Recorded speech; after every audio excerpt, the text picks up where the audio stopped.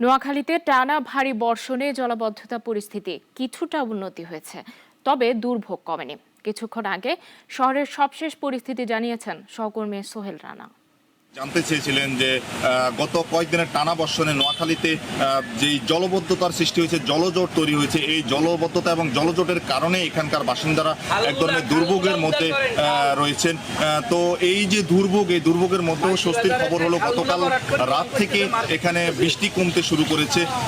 তো বৃষ্টি কমলেও এখানে কিন্তু যে জলবদ্ধতা সেটা কিন্তু এখনো কমে নাই। আমি এই মুহূর্তে আছি নোয়াখালী জেলা জজকোর্ট সড়কে। এই সড়কে আপনারা দেখতে পাচ্ছেন যে প্রায় 1 ফুট পানির নিচে তলিয়ে আছে। শুধু এই সড়কটি নয়, জেলা শহরের প্রধান সড়ক ব্যতীত জেলা শহরের আশপাশের যে সড়কগুলো রয়েছে এবং বাসাবাড়ি থেকে দোকানপাট রয়েছে সবগুলোই কিন্তু প্রায় পানির নিচে নিমজ্জিত হয়ে রয়েছে। তো এই যে জলবদ্ধতা, এই জলবদ্ধতা শহর ছাড়িয়ে এখন কিন্তু জেলার বিভিন্ন উপজেলায়ও জলবদ্ধতার সৃষ্টি হয়েছে। জলবদ্ধতার কারণে উপজেলা পর্যায়ে গ্রামগুলোতে যে ফসলি জমি রয়েছে, ফসলি জমি এবং মৎস্য ঘেরগুলোর ব্যাপক ক্ষতি হয়েছে।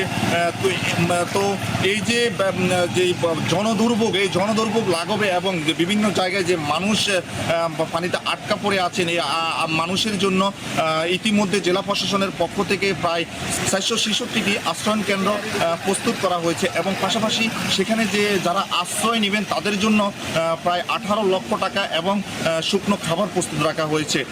তো এই যে নোয়াখালীর যে জলবদ্ধতা, আসলে এটি কিন্তু একদিনের কিংবা এই সমসাময়িক ঘটনা নয়, এটি দীর্ঘদিনের। গেল বছরের যে বন্যা হয়েছে, এই বন্যা পরবর্তীতে এখানে যেই খালগুলো এবং ড্রেনগুলো সংস্কারের কথা ছিল, সেগুলো সেভাবে সংস্কার করা হয় নাই বিধায় এই বছরও চলতি মৌসুমে যেই বর্ষণ বা ভারী বর্ষণ, এই ভারী বর্ষণের কারণে এখানে জলবদ্ধতা তৈরি হয়েছে।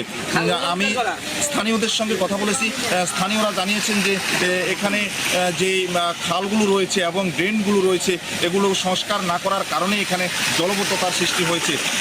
ফলে এই জলবদ্ধতা, এই খাল এবং ড্রেনগুলো সংস্কার এবং যে অবৈধ স্থাপনা রয়েছে সেগুলো উচ্ছেদ করে যথাযথভাবে সংস্কার না করলে এই সমস্যা সমাধান হবে না।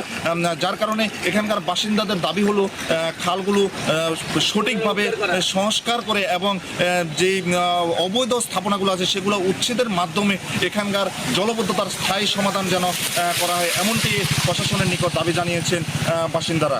এই ছিল নোয়াখালী থেকে আমার কাছে সর্বশেষ।